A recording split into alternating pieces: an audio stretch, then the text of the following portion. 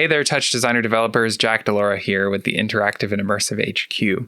In this video, we're going to look at all of the different ways that we can export media, data, geometry, etc. from TouchDesigner. We're going to look at things like exporting images, video files, stop frame video files, point clouds, audio, data, geometry, etc., using a variety of different operators, and kind of give you the rundown, especially for beginners who are new to the program, of all the different tools that we have available to do so. For this first example, we're going to start off simple and look at exporting images. I've got a movie file in that is currently loaded up with the default banana image, which for whatever reason I want to save as an image.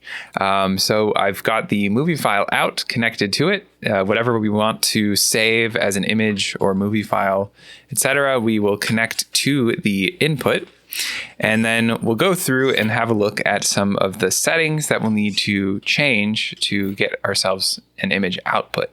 Now, specifically, since this image has transparency to it, I want to make sure that I'm saving this as a PNG file rather than a JPEG so that I can, save that transparency into the file. So anyway, we'll head over to the parameter window now. And the first thing that we need to do is to set our type of output. So obviously we want an image file and not a movie file. So I'm going to click on this and choose the second option, image. We then get a little bit of a change of the options below, and we now have available the image file type. Now I want to again save this as a PNG because I know that I can save transparency in that type of file, and I will do that. And then under the file parameter, I have the ability to set the name of the file. Now, TouchDesigner has a really handy automatic suffix generator so that you don't accidentally overwrite files, especially if you're, say, exporting a bunch of videos or images from your project, which you could turn on via this unique suffix switch here. It's going to automatically add an incrementing digit at the end of the file name, again, so we don't overwrite any files in our output folder. But I don't want the name of this image file to be tdmovieout.0.png. I want something a little bit more descriptive. So what I'm going to do here is to click on the file parameter title to bring up this little dropdown. And then we can edit this string in the front or the first half of this whole Python expression. So the second half, the plus me.file suffix, is going to automatically add this digit plus the .png at the end of the file name. But the string here we can customize to whatever our particular situation is. So if I want to save this as banana, I can go ahead and type that in between the single quotes there. And then if I click off, we'll see the file name updates. Now, the way that this is going to function, at least with this file name that we've set up, we don't have a directory defined before the file name, so it's going to output to our project folder. I've already set up one for my particular situation here. If you had just, say, created a new project file and not saved it anywhere yet, I believe it would go to the desktop of your computer. But assuming that you're utilizing this in a project that you've already spent some time building out, you've probably got it saved somewhere else on your machine. What I'm going to do then, if I want to save the image, is to click the Add Frame button. We'll see that the movie file out flashed for just a second with the banana image in the viewer in the middle, and then disappeared, which is showing us that we have completed our saving process. Now, if I grab a movie file in, and then I go ahead and change the file that is currently being loaded by hitting the plus sign, we'll notice that I've already got my project folder loaded up here in the File Explorer window, and right here is the banana image that I just saved. If I double click on that to load it, you'll notice that for all intents and purposes, these two files are identical. We have the transparency as intended, and the resolution, as we can see, 1280 by 720 is exactly the same as the initial image. So that is a very simple application of the movie file out, but just to show you that you can have the ability to save static images out of it, along with the ability to select the particular image file type that you want to use. So in certain situations, you may not need all of the functionality of the movie file out to save an image quickly. You can also simply right-click on a texture operator and hit Save Image, which will bring up another File Explorer or Finder window. You can then define the name of the file that you want to save, and you also have the ability to choose the same file types as we saw over here in the movie file out. This can be really handy if you just need to quickly grab a capture of a particular operator's output and maybe don't need to trigger the saving of an image via some additional functionality in the program. So I can go ahead and again save a PNG, and I'll have to manually add this in, banana .1.png, save. And we'll see that when I did that over here in the movie file out operator, the file name automatically updated here, which is another handy thing to know, that it is sort of keeping track of what is in the output folder, and again, not going to overwrite anything that I've just saved into it. Another thing I wanted to point out while we're on the subject of saving images is that that same ability to save an image directly from a top by right-clicking on it is also accessible via Python. So here I am on the top class page in the derivative documentation, and if I scroll down to the methods section, you'll see that I have the ability here to access a save function. Now, again, this has some additional functionality to it that is even more enhanced from that dialog that we saw in the program via right-clicking. We can, again, choose our file format in the same way as we could there. We also have the ability to define some additional stuff, like the ability to save asynchronously using an additional thread. We can create folders, we can set the quality, we can add metadata, etc. So this is another really powerful tool that, again, doesn't require us to have the movie file out operator added to our project. So really, when it comes to saving images, we have a number of tools that give us great flexibility and options for our specific needs. In the next example, we're going to look at exporting video. Now, unlike the previous example of exporting images, we really only have one way to do this via the movie file out top. So I've got a noise operator on the left, which is, kind of generating a little noisy pattern, which we're going to record. And that is being output at a 1024 by 1024 resolution. Over here, we've got a movie file out that has been set to the default state. And in this case, we're going to actually, of course, leave it at the type of movie because we want to actually export a movie this time around.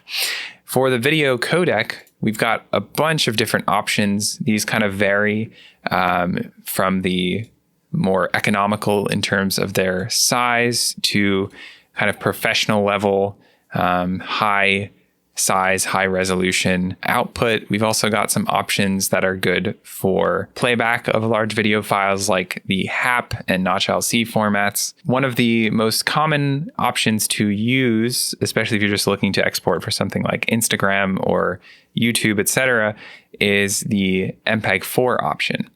Now, H.264 and 265 are also great, but these are going to require a commercial license and an NVIDIA GPU, so not necessarily going to be accessible to everyone. But the MPEG-4 is a great option for smaller video size. Obviously, you're sacrificing a little bit in terms of the quality, but that sort of discussion is really for another video. Again, we've got the ability to use the unique suffix functionality, which I'll turn on, and I'm going to again rename the output file, in this case, to noise. We'll look at in some later examples the ability to add in audio to our recording, But here we've got the ability to define those things and the bitrate and codec. The quality setting here is what we can use to define the quality of movie compression. 1 is the default. You can reduce that if you want to, but in a lot of cases, you usually won't need to. Next up, we have the ability to adjust the output video file's frame rate, which is at the moment set based on the project's frame rate. But you could override that and set it to something else if you choose. They've added in somewhat recent history this great feature here, which gives us the ability to limit the length of the video file. We used to have to use either a chop network or something like that to automatically kind of shut off recording when we were finished. But now we have this great limit length option, which we can then set a specific number of frames or seconds that we want to record, and it'll automatically stop recording. We then have a record on-off toggle switch and a pause switch.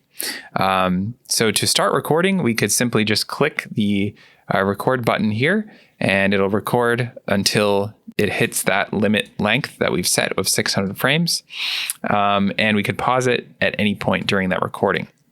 Now, before we do that, I did want to point out that we do have a settings page as well for exporting videos. And depending on the particular codec that you have chosen, you have a number of options available. So MPEG-4 doesn't have quite as many as if we were to do something like the H.264 option, which has a variety of things available. And those are tweakable, based on your particular needs. But just so you know that you have the ability to kind of get under the hood with the codec and specify things beyond just the sort of basics. So I've set my video codec back to MPEG-4.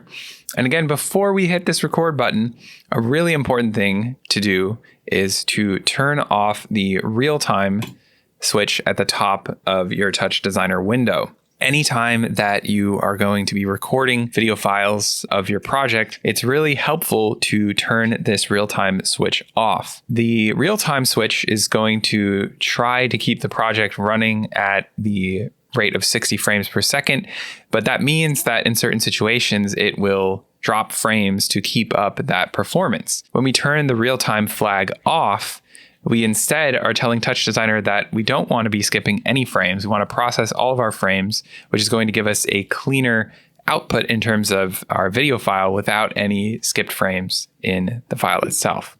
So again, anytime that we are recording a video file, it's handy to first turn this real-time switch off so we can ensure that we have a nice, smooth, stutter-free output. Then I can go ahead and click this record switch, and we'll see here that after 600 frames, the middle of our viewer here is going to go back to being blank, signifying that the recording has completed. And at that point, I can turn this switch off, and I can go ahead and grab a movie file in operator and look in my project folder here and find I've got noise.1. So I already had recorded one a second ago, but I'm going to go ahead and click noise.1.mov, and that is now playing back in this movie file in. For this next example, we're going to be recording the count.mov file along with some audio to a video file. And in this situation, we actually have now two media files that we need to make sure we're queuing to the very beginning of the file at the time that we start the recording. So I've set up a simple chop network up top, which is taking keyboard input, as we can see here, just from the one key, and then using the logic operator to turn this into a toggle switch instead. And then what I want to be able to do here is when we are in the situation where we're not recording, to have a value of 1 on this Q channel, which is going to turn this Q switch on for both the video and audio which will effectively cue them to the first frame and beginning of the audio file. And then as soon as I hit the 1 key, which will turn the recording on, it will turn the Q switch off for the audio and video, and they'll start playing from that initial point. So I haven't yet made any chop references or set up my movie file out, so I'm going to go ahead and do that now. I'm going to, again, use this Q channel for the Q switch in the movie file in and audio file in. So I'm going to make that chop reference, and then again, head to the audio file in, make the chop reference here. And actually, I'll leave that active. I'm going to head to the movie file out. And before I do that, I'm going to hit the 1 key so my record switch is off. I'll make the chop reference to the record switch here. And then I want to rename this to count. And we'll turn our unique suffix switch on and off to reset the count to 0.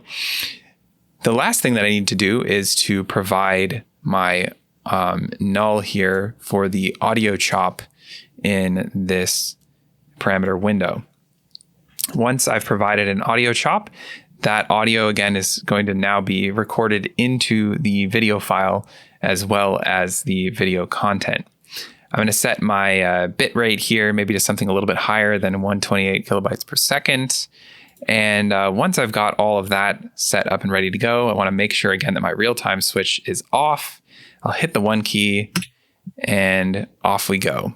So this should record 600 frames, again, with the video file and the audio file playing from the beginning. And we've finished recording now, so I'll hit the 1 key again. So I've loaded up that movie file we just created. So far, so good. It looks great. We're not seeing any skipped frames. We're also not seeing any sort of jumping as far as I can tell as it loops around. The other thing I want to make sure is that I've got audio along with it. And so that would be the audio movie operator. And I'm going to go ahead and drag the movie file in onto that. Again, you won't be able to hear this. It's just the demo track that comes with TouchDesigner. But as you can see, we've successfully exported a video file with audio as well. For our next example, we're going to look at exporting an image sequence. So we're going to change the type here from movie to image sequence. We can choose an image file type. I've chosen JPEG. Here I'm going to set the name again to count. And in this case, we don't have a whole lot of options other than to limit the total number of frames that we export again, and then to start recording. We also have the ability here, because this is an image saving function, to use a max number of threads. So as we can see from the description, we control the max number of threads used to output images, meaning that this will be done on additional threads using the multi-core CPU to kind of take the pressure off of the main thread and not sort of cut into TouchDesigner's performance. So I'm going to set the length here to maybe like 15 frames so that I'm not exporting a ton of images to my project folder. I'll then hit record, and that was quick, but it has already finished recording those out to. So here we are in the project folder. And as you can see, we're starting to amass quite a large amount of files here. But what I wanted to show you is that we've got the count.0 and then an additional digit at the end telling us the frame number. And we have a total of 15 frames because we're starting at 0. So if for whatever reason you want to export separate frames, maybe combine them into a GIF or something else like that, you definitely can do so in a very simple fashion. And again, that limit length function comes in really handy here, so you don't just start exporting thousands and thousands of image files. For our next example, we're going to have a look at creating a stop frame movie with the movie file out operator. This is a perhaps lesser used function, but nonetheless really cool option that the movie file out operator has. And in this case, we can basically trigger the addition of additional frames to the video file via the add frame button here. Now, if you've tried to maybe make a chop reference directly from the keyboard in chop to the add frame button either for this purpose or maybe exporting images, you may have found that it doesn't function as intended. And so the way that we want to approach doing this in this case is to use a chop execute dat. So what I've gone ahead and done here is added just this single line of code in the on off to on section, which is accessing the add frame parameter of this movie file out one operator, and then pulsing it so that we can trigger this functionality with the keyboard. So again, you're going to want to use the chop execute dat for this. Use this single line of code here and make sure that the off to on switch is turned on in the chop execute parameters.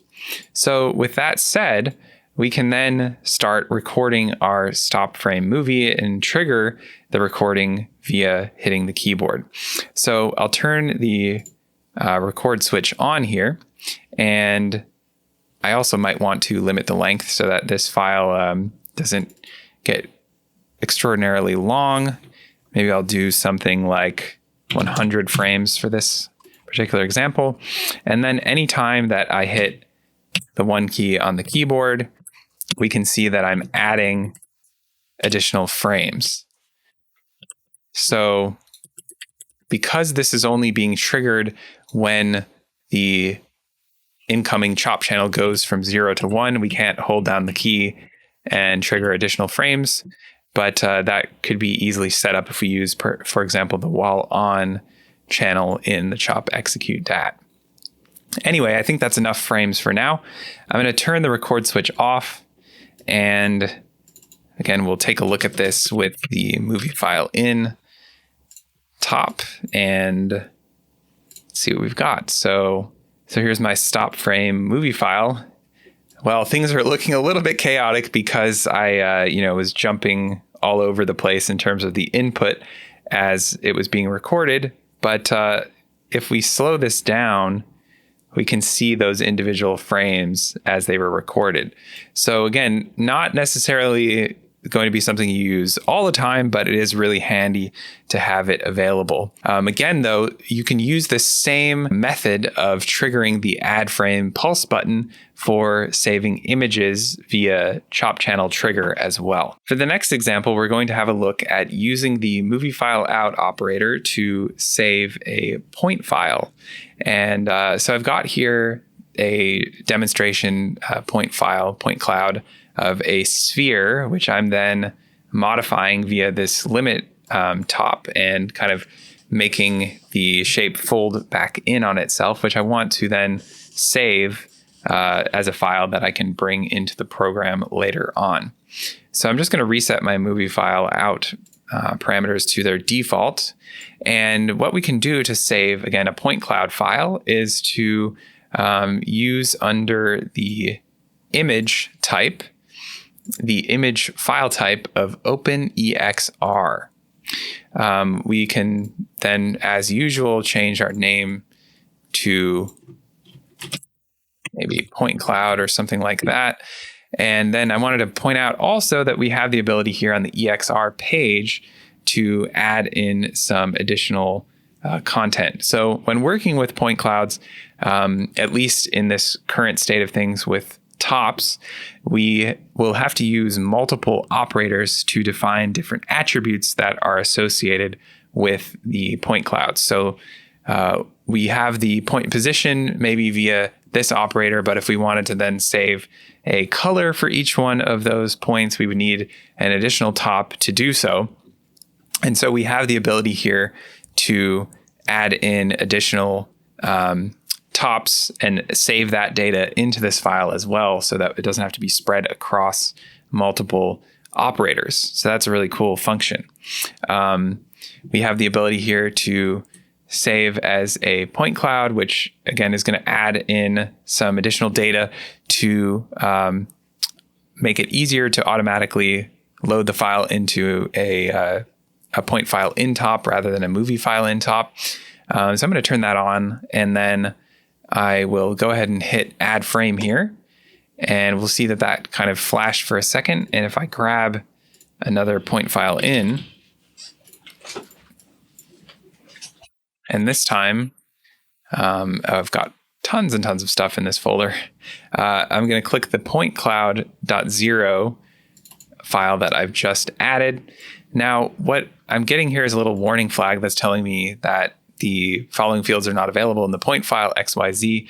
This is because when I saved the data that was in this file to the EXR, I chose to name the RGBA channels based on their color channel name rather than XYZ. So that's okay. We can simply grab the channels manually for X, Y, and Z, and we'll do that by telling our red parameter here that we want it to grab the red channel, the green channel for green, and blue for the blue channel. Now, again, it looks like we just have a bunch of data here at the moment, but if we go ahead and click first viewer active and then right click in the background and hit view as points, and then kind of zoom out a bit, we can see that we have the exact same point cloud that we just created up top. So that's another really handy use of the movie file out top that if you're not familiar with point clouds in TouchDesigner, you might not even have realized is available. For our last example, I just wanted to do a sort of greatest hits of some file out operators from other families of operators besides tops. So tops are probably the most commonly used of the sort of exporting options that we have available in TouchDesigner, but there are other things that can be done as well. We can record audio files out of the program with the audio file out chop, which functions very similarly to the movie file out operator, but is a little bit simplified for use with audio. Has the same sort of record and pause functionality and the ability to set the particular type of file that we want to output. But we also have in our chop family the file out chop, which allows us to save the data that is contained within the chop channels to a file called a .chan file. And we can then load that back into the program at a later date. Maybe this is coming from a sensor, something like that, and we want to be able to reuse it. We can save that out and then reload it with this operator. Likewise, for the DAT family, we also have a file out DAT, and this can save the contents of a DAT in the .dat format, which again allows us to easily load that data back into the program at any point. But we can also choose to, by modifying the extension here, save that as a text file. Another thing I want to point out is that for the chop family, the SOP family, and the DAT family, we can once again right click on the operator and hit save contents. So for DATs, we've got a bunch of different options here, ranging from things like even an HTML file, GLSL, shaders, CSV, text, etc. For the chop family of operators, we can save the channels in the chan format that we already saw, but we also have some bclip and bchan options, which I believe are originating in Houdini. We also can do CSV here and audio file formats as well. And then for the SOP family of operators, we can save the geometry in a number of different formats, including OBJ, FBX, and 3ds, which are some commonly used options as well. So all this to say that for these other operator families, there are a number of different options, just like when working with images at the beginning of the video, for saving the data in a variety of different file formats for your particular use case. So with that, we're going to wrap this video up. I hope this has been a useful look at exporting in TouchDesigner, whether that is media files, data, etc. This is all stuff that you'll use as you get into the program quite a lot, and especially when it comes to exporting media, is really useful for getting your content out there in the world. So with that, thank you so much for watching. Looking forward to seeing you in the next video. Hey folks, thanks for watching. If you like our YouTube content, I highly recommend you check out the Interactive and Immersive HQ Pro. The HQ Pro is the only comprehensive educational resource and community for immersive design, TouchDesigner, and creative tech pros. In the HQ Pro trainings, we cover almost any topic you can think of, and we go way more in depth than we do in our YouTube tutorials. We have a private group where Matthew Reagan, myself, and our other industry veteran and pioneer teachers answer your questions every single day. If that sounds cool, click the link in the description to learn more.